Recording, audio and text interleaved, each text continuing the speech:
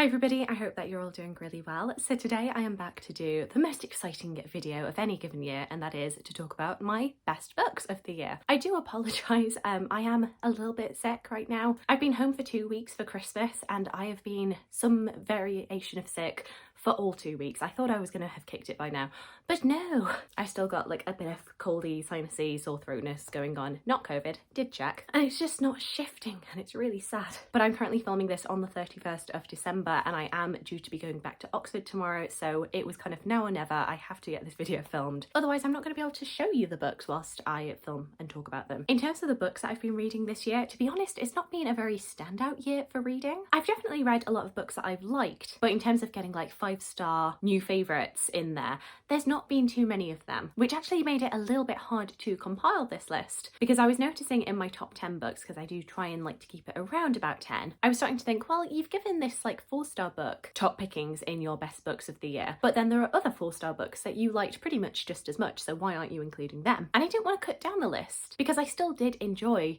and would recommend all of the books that I was including, even if they weren't 5-star reads. There were just a lot of like very good books this year, but just not a lot of books that I think are eventually going to be all-time favourites. But I did want to give a place for them. So this year, for the very first year, I am actually going to do a quick run through of 10 highly commended kind of runner-up books. Honourable mentions, I should say. So I'm not going to talk in detail about them. I'm just going to whiz through them and then go through my top 10. So in no particular order, honorary mentions go to Galatea by Madeline. This is a short story, a retelling of the Greek myth of Pygmalion in Galatea. This Much Is True by Miriam, Margolyes, a very funny memoir about the actress's life. Bless the Daughter Raised by a Voice in Her Head by Warsan, Shire. This is a follow-up to Teaching My Mother How to Give Birth. Really enjoyed that. That was a 5-star read and I thought this was brilliant too. Still Life by Winman. Just this sprawling, like multi-decades long story about this found family unexpectedly building a life together in Italy. Great Circle by Maggie Shipstead. Another fantastic historical fiction telling the life of a female aviator as well as the actress decades later who is hired to play her. Take a Hint, Dani Brown, the second in the Brown Sisters trilogy and actually my favourite. Just a really delightful romantic comedy. Bit of fake dating and a male love interest who loves listening to romance audiobooks. We have to love this man. The House with the Golden Door by Elodie Harper. The follow-up to The Wolf Den, which I think is even better than the original book. Dracula by Bram Stoker, one that was quite unexpected for me to enjoy quite as much as I did. The classic spooky tale, which was just such an amazing atmospheric read. The Love Hypothesis by Hazelwood. I know that a lot of people have kind of ragged on this book and found it a bit cringy. I really enjoyed it. I thought it was a lot of fun. Maybe because I wasn't reading this as Raylo fanfiction, I enjoyed it a lot more, but I thought it was really sweet and I really loved the supporting characters in here, which is always really important for romance books in my opinion. And then finally for the honourable mentions, Maybe in Another Life by Jenkins Reid. This is making me really excited to check out more of her backlist books, more of which I think are coming in the new year. So now to get on to the top 10 books that I read this year. The first one that I'm going to mention is one that I don't have to show you because I listened to it on audiobook. That is the only way I think that you can get hold of this book right now, and that is Unequal Affections by Lara S. Ormiston. This is a retelling of Pride and Prejudice, taking the classic story that we all know but with a bit of a twist, in that we pick up the story following Mr. Darcy's first disastrous proposal to Elizabeth, and instead of rejecting him and laying out all of the reasons why she doesn't like him very much, Elizabeth in this story says yes to him despite the fact that she hates him. And it's basically this fantastic thought experiment in what would happen next. Is this famous literary couple destined to end up together and to really love each other when they haven't gone through this initial argument and separation and kind of this chance to really reflect on each other, on their own faults and flaws? I really enjoyed this. I think it's very clear how much care and thought and consideration was done into this retelling, trying to stay true to Jane Austen's characterizations but just flipping it on its head a little bit. There were so many ways in which I thought that this was never going to work, because I thought that you definitely needed to have this big confrontation moment that we find at the middle of Pride and Prejudice. But actually there are many ways in which with this retelling some of the payoff was actually better, particularly when it comes to Lydia. There are also really poignant conversations in this book that don't happen in the original Pride and Prejudice. Especially Elizabeth has this great moment where she is talking about why it is that despite the fact that a lot of her relations and a lot of her connections are a bit silly, a little bit flighty, and Mr. Darcy does find them ridiculous, why it is that she would never leave them, and why it is that she knows that they are good people and that Mr. Darcy needs to stop treating them quite as horribly as he has been. And those moments aren't really in the original book. There are a lot of lovely references to Jane Austen's work, not just Pride and Prejudice. One that I did have a quibble with was a hair cutting scene, which is very reminiscent of Sense and Sensibility, and I'm not gonna lie to you, it did kind of take me out of the book a little bit because I have issues with it in Sense and Sensibility. I found it icky here as well. But overall, this was a really enjoyable story. If you are a Jane Austen fan, I definitely recommend that you pick this up. The next book that I would like to talk to you about is A Bargain Bin Rom Com by Lena Norms. This is another poetry collection that I really loved this year, written by one of BookTube's very own. And yeah, I just found this really lovely. I always dog ear my favourite poems, and as you can see, there are quite a lot of them in here. And what I love about this is it's kind of taking the everyday activities, thoughts, opinions that you have and making it beautiful, making it poetry. They're really funny and engaging, and you know, I love a good rhyme, and this gives me plenty of rhyme. Next up, you may know if you've been watching my videos recently that I went through all of Alison Weir's 6 Tudor Queen series. I really enjoyed the process of doing that, of seeing her fictional takes on these 6 wives who I love so very much. I'm a big Tudor fan, and so I had to give that a mention in my best books of the year. And quite unexpectedly to me, my favourite book from that 6-book series was actually Jane Seymour, The Haunted Queen. I feel like for a lot of Tudor fans, Jane Seymour is the queen that everybody kind of ignores. I feel like she often ends up ranking 6th out of the 6 wives. People don't really feel like they know her quite as well as the others. There's not a lot of like documented evidence of things that she said or wrote. And often she just seems kind of boring compared to people like Catherine of Aragon or Anne Boleyn or Catherine Howard. And her relationship with Henry VIII was a lot less turbulent because she managed to give him the thing that he wanted most, which was a son and heir, before very sadly dying from complications due to childbirth. And I have definitely been very guilty of neglecting Jane Seymour in my own reading life, but I thought this characterization of her was so brilliant. I think a novel is the best way to kind of explore Jane Seymour and her inner world. I think I was always bound to like this because I am a fan of like a quiet, reflective character, somebody who maybe doesn't seem to be making quite a lot of impact or taking a lot of action, but you know, they're thinking through things very much. They've got their own inner struggles that they don't always let everybody know about. And you definitely see that with Jane Seymour in this book. There's also all the interaction with Catherine of Aragon and Anne Boleyn, which I always like to see. I do really love reading about the 1520s to 1530s. There are definitely fictionalizations in here that Alison Weir just kind of adds for drama or just to add a little bit of flavour. For example, at the beginning of this book, Jane is contemplating becoming a nun and she's very set on that idea, which as far as we know was not the case. This was not something that Jane ever entertained, but it does add a nice little dynamic to this book, and especially to things that we do know about her, being able to pad out what we don't currently have evidence of. And yeah, I really loved this. This was definitely my favourite, and as I say, very unexpectedly so. Next up, we have another fictionalization of a famous real woman's life, and that is Love and Fury by Samantha Silva. This is a retelling of the life of Mary Wollstonecraft, writer of A Vindication of the Rights of Woman, and also famously the mother of Mary Shelley. And this book actually follows 2 timelines, one in 1797 when Mary Wollstonecraft is getting ready to give birth to the daughter who will eventually become Mary Shelley, and as she is in labour, as she is preparing for her daughter's birth, she starts to retell the story of her life, going from when she was a young child to the present day. And as somebody who loves learning about Mary Wollstonecraft and Mary Shelley, I just thought this was so lovely. And to be honest, I wanted it to be even longer than it was. This comes in at just over 300 pages, and I could have taken at least 200 or 300 more. To be honest, there isn't anything massively groundbreaking in here. This is just a pretty standard retelling of her life, but I think because I love this figure so much, I just found it really enjoyable. It's fast-paced, but also gives a nice amount of reflection time and insight into this woman who was so ahead of her time and who the world just wasn't really ready for. Next up, as you may have noticed from previous books that I have mentioned, I did go on a bit of a romance kick this year, and I don't think I'm going to be planning on stopping anytime soon. I also, like many people, watched the 2nd season of Bridgerton on Netflix, and I really enjoyed it. It reminded me that I hadn't followed up with the rest of the series. I had read the first book, but I hadn't continued from there, and so I went on another little kick off reading Bridgerton books. And my favourite by far would have to be the 4th one, Romancing Mr Bridgeton, which is Colin and Penelope's story, which is actually what they're going to be adapting for the 3rd season. I love this. I really enjoyed this, and I am so looking forward to this 3rd season. I know a lot of people are disappointed that they're not going to be doing the 3rd book, the one with Benedict and Sophie, but to be honest, I'm quite happy to skip on to this one. It is your classic friends to lovers trope, but of course if you have watched Bridgerton, you will know that Penelope has a bit of a secret that currently, at least in the plot of this book, nobody knows yet. And so as she and Colin are getting closer and closer, that secret is going to spill out. What I really enjoyed about this compared to the other Bridgerton books that I had read up to that point is that I feel like the relationship between Colin and Penelope, whilst they do have arguments, I feel like they do respond to conflict in actually quite a healthy way. When they have a disagreement with each other, when they think the other one is not behaving as they should, they keep kind of talking it out until they get to a reasonable place a common ground, and that was actually very nice to see. I also really enjoyed that the third act of the story wasn't about will they, won't they get back together. There is a third act conflict, but it is nothing to do with the relationship, and actually due to a third party, but they themselves are quite united, and I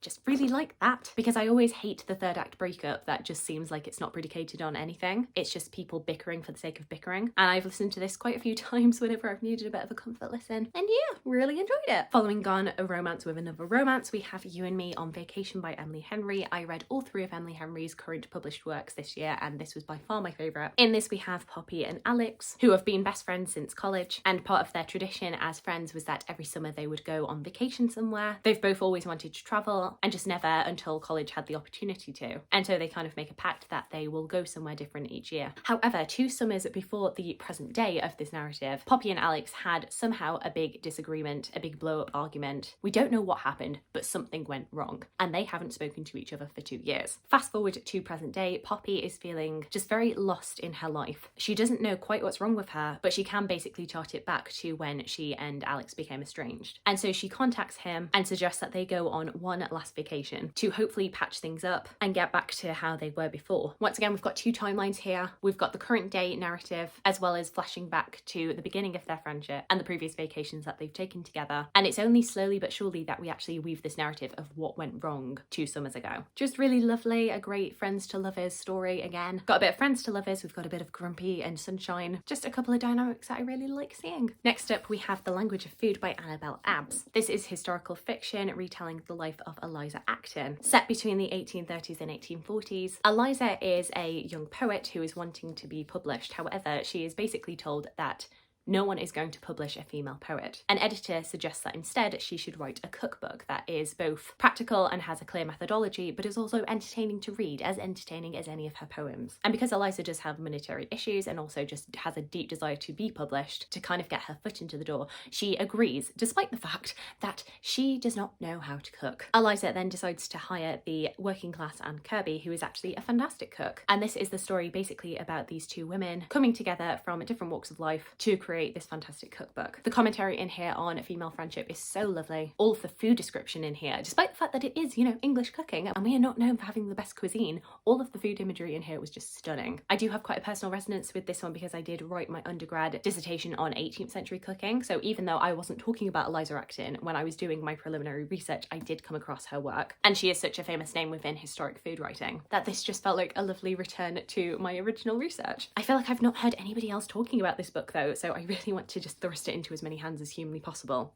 There are so many different themes that are explored in here, including like poverty and mental health, and so many more things that are just packed into this book but don't feel like it's weighing down the story at all. And so yeah, highly recommend this. Next up, we are back to the romance, and I feel like you're going to laugh at me when I show you this book, but considering the fact that I have read and reread and listened and re-listened to the book and audiobook of this probably about 6 times by now, I had to have it so high on my list because it's just delightful and lovely, and just when I need a comfort blanket, this has been the book that I've returned to. And it is When a Scot Ties the Knot by Tessa Dare. And every time that I have shown this book, I feel like people have wanted to laugh at me, but then every time that I explain what this book is about, people are intrigued. They want to read it because the premise of this romance book is just fantastic. It's delightful. So this is kind of a Regency romance, and we are following our heroine of Madeline Gracechurch. When she was around about 16, 17 years old, she knew that eventually she was going to have to start doing the London season and be on the marriage market looking for a husband. But Madeline is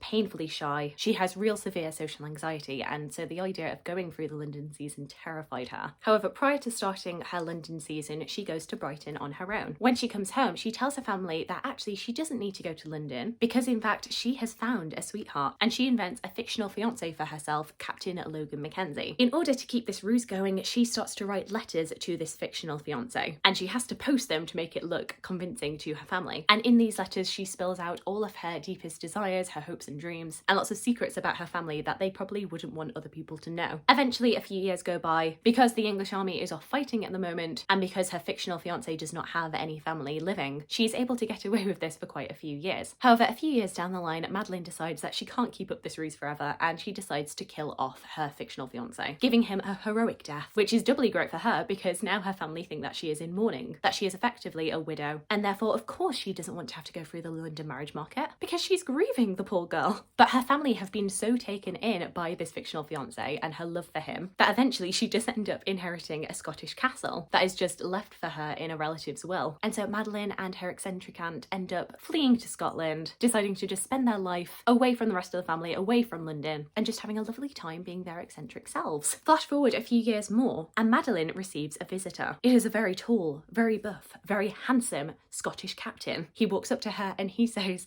"Hello, Madeline. I am Captain Logan Mackenzie. All of the letters that you wrote have ended up at my door," because of course, coincidence of coincidence, there actually was a Captain Logan Mackenzie who did exist. And he basically says to her, if you do not marry me, I'm going to take all of the letters that you wrote with all of your deepest, darkest secrets and publish them in the London gossip columns. And she's like, oh no, what have I done? It's not the best start for a relationship. He is basically blackmailing her, but he has good intentions. He's brought his troops home from war back up to Scotland, and as a result of the Highland clearances, has found that they have no home to go back to.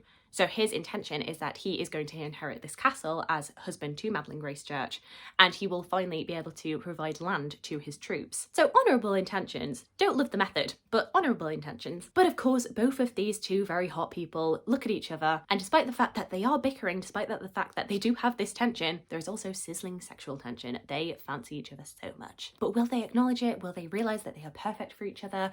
Who knows? This was just so much fun and entirely rereadable.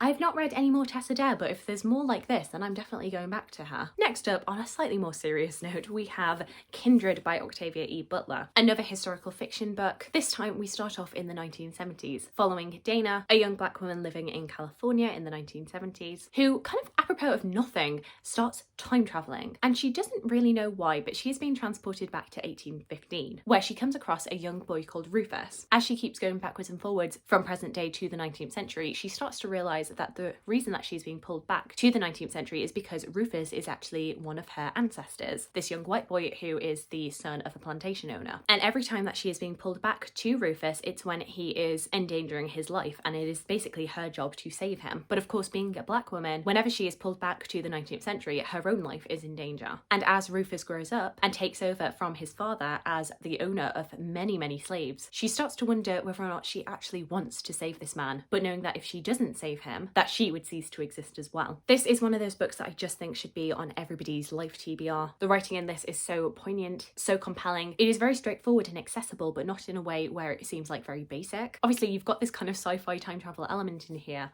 but as somebody who doesn't read a lot of that kind of writing myself, I didn't feel very bogged down with the time travel because Octavia E. Butler does not try to explain why this is happening, and I think that's for the best. That's not really what the focus of this book is. It's all about these relationships between Dana and her ancestor Rufus, between Dana, her husband Kevin, who is a white man, who does at one point end up time traveling with Dana, and seeing the very palpable differences between how he is being treated and how she is. It's just a stunning, stunning book, and one that I think everybody should read. And then the last fantastic book that I had to talk to you about for 2022 is one that I think my friend Rachel is going to be whooping. She's going to be so happy that I've mentioned this, and it is Anne of Green Gables by L.M. Montgomery. This is basically a stand-in for the entire series because I did read books 1 to 6 this year. The classic story of Anne Shelley, who ends up being taken in by Matthew and Marilla Cuthbert quite unexpectedly. They were expecting to have a young boy to come help them on the farm that they live and work at. However, instead of a young boy, the person who is dropped off at the train station is this young, very precocious, very, very chatty and charismatic young girl. As I say, very chatty, very full of life and wanting to see the beauty in everything. So she very quickly charms Matthew, but Marilla takes a little bit of convincing. And through this story, we are basically seeing her live her life, her growing connection to Matthew and Marilla as well as the rest of the town. She's very intelligent, very astute, but she is a chatterbox, doesn't always know when to be quiet, and that does get her into trouble. She has a very vivid, overactive imagination, which also gets her into trouble at some points, but she just has this amazing zest for life. And yeah, I can't believe it took me until this year to actually read this series. Anne is just one of the most delightful characters that I've ever read about. She is a new favourite for me. I also, during the course of the year, watched the first 2 and a bit seasons of Anne with an E, and the fact that that show was cancelled, we'll never get over it. I feel like I'm saying it for a lot of books, but this book was just lovely. If you want to have a lovely time and just feel better about the world in general, then you definitely need to read this book. So there we go. Those are all of the books that I wanted to talk to you about today. My favourite reads of 2022. Very much anticipating what 2023 will bring me in terms of my reading year. I'm hoping for more like standout non-fiction, particularly non-fiction history. It's been a very fiction heavy year, even though I have been reading pretty much my same amount of non-fiction to fiction history. But fingers crossed for some great great reads in 2023. Do let me know of any of your favourite books. Have you read any of the books that I've spoken about today? What did you think of them? Alternatively, just let me know about any of your top books of 2022. I would love to hear from you. I hope you're having a fantastic, fantastic day, and I look forward to talking to you again soon. Thanks.